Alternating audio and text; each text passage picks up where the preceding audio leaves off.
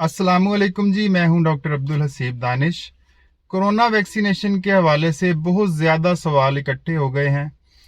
Government ने ये जो कैंपेन को एक्सटेंड किया है 50 साल के लोगों तक, तो ज़्यादा फैमिलीज़ इसमें इन्वॉल्व हो गई हैं। तो मैंने सोचा कि आपके जो कॉमन क्वेश्चंस हैं उनको आंसर करने के लिए एक वीडियो की शक्ल में उनका जवाब दूं। सबसे ज़्यादा जो सवाल पूछा जा रहा है कि हार्ट पेशेंट्स वैक्सीन लगवा सकते हैं या नहीं, तो इसका जवाब है कि हार्ट पेशेंट्स को वैक्सीन लाजमी लगवानी चाहिए। शुगर, ब्लड प्रेशर, जितनी भी कोमॉर्बिडिटीज़ हैं, इनके जो मरीज़ होते हैं उनमें इनफेक्ट इम्यूनिटी बाकियों से कम होती है, तो इन्होंने वैक्सीन लाजमी लगवानी है। दूसरे नंबर पर एस्थमा यानी दमा के मरीज़ों का बहुत ज़्यादा ये क्वेश्चन आया कि हम वैक्सीन लगवा सकते हैं या नहीं, तो दमा के मरीज़ वैक्सीन लाजमी लगवाएं। कोई भी दमा के अलावा एलर्जी है अगर, तो भी आप वैक्सीन लगवा सकते हैं, अनलेस कि आपको वैक्सीन से एलर्जी है। एक और सवाल है कि एंटीबायोटिक्स से अगर आप एलर्जिक हैं, किसी भी एंटीबायोटिक से, तो क्या वैक्सीन लगवाई जा सकती है? तो बिल्कुल, एंटीबायोटिक की जो एलर्जी है वो वैक्सीन लगवाने में रुकावट नहीं बनती। एक और सवाल है कि हम कोई दवाई खा रहे हैं, डिफरेंट लोगों ने पूछा कि मैं ये दवाई खा रहा हूँ, तो इसके साथ वैक्सीन का कोई रिएक्शन या कोई ऐसा प्रॉब्लम तो नहीं होगा। तो आप कोई भी दवाई खा रहे हैं तो आपने वैक्सीन लाजमी लगवानी है। वैक्सीन का किसी भी दवाई के साथ कोई क्लैश नहीं है। एक और बहुत कॉमन क्वेश्चन है कि अगर आप पहले कोरोना से रिकवर कर चुके हैं तो क्या आपने वैक्सीन लगवानी है? तो आपने बिल्कुल वैक्सीन लगवानी है। इस वक्त पाकिस्तान में जो टाइम पीरियड फॉलो किया जा रहा है वो 6 वीक्स है कि आपकी कोरोना रिकवरी के बाद 6 हफ्ते के बाद आपने वैक्सीन लगवानी है। और इसी से रिलेटेड एक क्वेश्चन है कि अगर एंटीबॉडीज़ डेवलप हो चुकी हैं तो वैक्सीन लगवाने की ज़रूरत है? तो बिल्कुल ज़रूरत है, क्योंकि जो इन्फेक्शन से आपकी बॉडी में इम्यूनिटी पैदा होती है, वैक्सीन की इम्यूनिटी उससे 6 गुना ज़्यादा है। और कोई भी जो आपकी इम्यूनिटी है वो 100% नहीं होती, तो यू नेवर नो कि how long it will remain in your body. Antibodies कितनी देर आपका साथ देंगी और वो कितनी प्रोटेक्शन प्रोवाइड करेंगी, तो आपने वैक्सीन लाजमी लगवानी है। एक और सवाल है कि हमने प्लाज्मा लगवाया था, कोरोना की बीमारी के दौरान हमने प्लाज्मा लगवाया था, तो क्या हम वैक्सीन लगवा सकते हैं? लगवानी चाहिए। तो इसके लिए आपने 90 दिन का वेट करना है और उसके बाद वैक्सीन लगवानी है। एक और क्वेश्चन है कि पहली डोज लगवा ली और उसके बाद भी कोरोना हो गया। इसका जवाब मैं पहले भी एक वीडियो में दे चुका हूँ कि कोरोना की जो पहली डोज है उसके बाद इम्यूनिटी पैदा होने में 2 से 3 हफ्ते लगते हैं, तो आप बिल्कुल बीमार हो सकते हैं। अगर आप बीमार हो गए हैं तो क्वारंटीन करें, 10 दिन के लिए आइसोलेशन में चले जाएं, SOPs को फॉलो करते रहें और उसके बाद अपनी वैक्सीन की जो सेकंड डोज है वो लगवाएं। एक और सवाल है जी कि दूसरी डोज अगर मिस हो जाए तो क्या करना है? अगर आपकी सेकंड डोज टाइम पर नहीं लग सकी, जो नॉर्मली 2 से 3 हफ्ते के बाद लगती है, तो आपने जितनी जल्दी मुमकिन है वो डोज लगवानी है। 6 हफ्ते के अंदर अंदर आपने कोशिश करनी है कि सेकंड डोज लगवा लें, डोज को मिस नहीं करना। अच्छा है कि बड़ा इंटरेस्टिंग क्वेश्चन पूछा गया कि अगर हम एक दफ़ा वैक्सीन लगवा चुके हैं और फिर जब प्राइवेट वैक्सीनेशन स्टार्ट हुई तो हम दोबारा वैक्सीन लगवाना चाहते हैं, क्या ऐसा मुमकिन है? करना चाहिए? तो इस वक्त वैक्सीन की वैसे ही दुनिया भर में कमी है, तो इस किस्म का सवाल पहली बात तो करना ही बड़ा गैर मुनासिब था। लेकिन आपने अगर एक दफ़ा वैक्सीन लगवा ली है तो दूसरों का ख्याल करें, दूसरी दफ़ा वैक्सीन लगवाने की कोई ज़रूरत नहीं है, वैक्सीन ना लगवाएं। अच्छा जी, एक और सवाल है कि दूसरी डोज के बाद भी क्या हमें एहतियात करना है?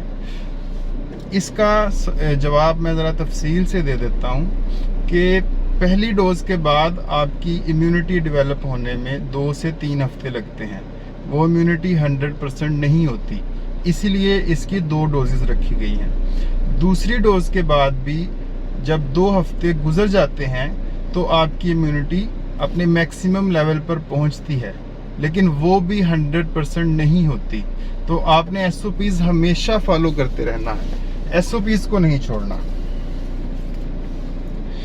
साइड इफ़ेक्ट्स के बारे में सवाल पूछा गया कि जो ज़्यादा ओल्ड एज जो लोग हैं, क्या वो साइड इफ़ेक्ट्स बियर कर पाएंगे। इसके साइड इफ़ेक्ट्स जो वैक्सीन के हैं सब लोगों में नहीं होते, जो चंद लोगों में होते हैं, और जो होते हैं बहुत माइल्ड से हैं। इसमें आपके जो इंजेक्शन साइट जो हल्का सा पेन या रैश आपको फील हो सकता है। इसके अलावा सर में दर्द, थकावट, बुखार, मामूली सा, बहुत ज़्यादा सीवियर साइड इफ़ेक्ट्स इसके नहीं हैं। तो साइड इफ़ेक्ट्स से घबरा कर आपने वैक्सीन नहीं छोड़नी।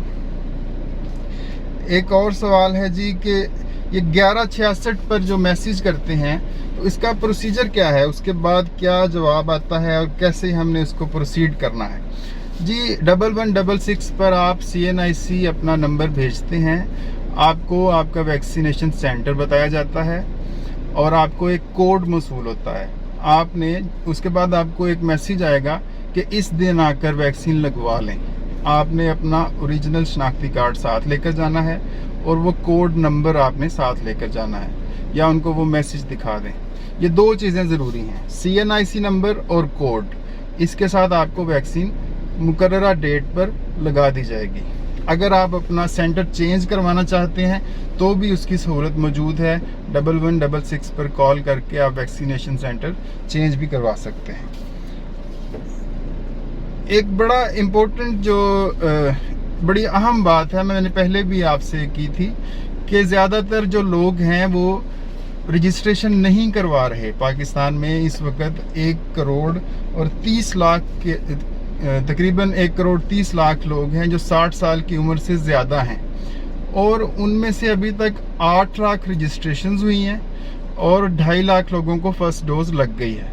तो बाकी लोगों की रजिस्ट्रेशन क्यों नहीं हो रही? काइंडली जो आप जिन लोगों से भी मिलें जो ओल्ड एज हैं उनसे पूछें, अगर उनको रजिस्ट्रेशन में कोई प्रॉब्लम आ रहा है उनकी हेल्प कर दें और रजिस्ट्रेशन को यकीनी बनाएं। इसके अलावा जी एक और मैसेज था कि अगर बीमार हो जाएं, कोरोना हो जाए तो क्या करना है। फौरी तौर पर आपने कोविड की हेल्पलाइन पे कॉल करनी है, 1166 पे कॉल करें। आपको एक हेल्थ केयर का जो नुमाइंदा है वो एक डॉक्टर साहब का नंबर देगा। आपने वो डॉक्टर साहब से बात करके उनको अपने सिम्टम्स बताने हैं, वो आपकी हिस्ट्री लेंगे। उसके बाद अगर वो मुनासिब समझेंगे तो आपको कोरोना टेस्ट के लिए बुला लेंगे। अगर आपकी कंडीशन बहुत ख़राब है तो आपको एम्बुलेंस भेजकर हॉस्पिटल शिफ्ट कर लिया जाएगा। अच्छा, एक और सवाल पूछा गया कि आपने मास्क क्यों पहन रखा है वीडियो के दौरान। तो ये बेसिकली मास्क वियरिंग को प्रमोट करने के लिए है, और लाहौर में रिसेंटली ड्राइविंग करते हुए मास्क ना पहनने पर ट्रैफिक पुलिस ने काफ़ी सारे चालान भी किए हैं। हुकूमत मास्क ना पहनने पर SOPs वायलेशन पर मुकदमात कर रही है, जुर्माने कर रही है, जो कि अच्छी बात है। लेकिन मेरा मकसद सिर्फ ये है कि मैं मास्क वेयरिंग को प्रमोट करूं। बच्चों में कोरोना की डिजीज़ पाई जा रही है, इस हवाले से पूछा गया कि इसमें क्या हकीकत है और बच्चों के लिए कोई स्पेशल SOPs। तो इस्लामाबाद में बिल्कुल 5000 से ज़ायद बच्चे इसका शिकार हुए हैं। इवन पिछले 24 घंटे में 121 नए केसेस आए हैं। एक बच्चा है जिसकी उम्र 7 दिन है और एक 3 माह का बच्चा, वो भी इसका शिकार हुए हैं। तो बच्चों के लिए बहुत ज़रूरी है कि एक तो आप उनको बाहर ना जाने दें, बिल्कुल पाबंदी लगा दें। जब भी आप बच्चों को टच करें अपने हाथ धोकर सैनिटाइज करके फिर उनको टच करें, बिला वजह उनको टच करने की ज़रूरत नहीं है। मदर्स जब बच्चों को दूध पिलाएं उससे पहले अपने हाथों को धोएं। घर की सफाई का बहुत ख्याल रखें, छोटे बच्चे इधर उधर टच करते रहते हैं, तो आपने इन चीज़ों का बहुत ख्याल रखना है, क्योंकि हमारे बच्चे जो हैं यही हमारा मुस्तकबिल हैं। और अब इस डिज़ीज़ ने बच्चों को भी लपेट में लेना शुरू कर दिया है। बहुत शुक्रिया जी। और भी कोई आपके क्वेश्चंस हों, कोई कंसर्न्स हों तो उनको मेरे साथ शेयर करें, मैं इंशाल्लाह इनके जवाब दूंगा। वीडियो देखने का शुक्रिया। इसको शेयर करें अपने दोस्तों के साथ।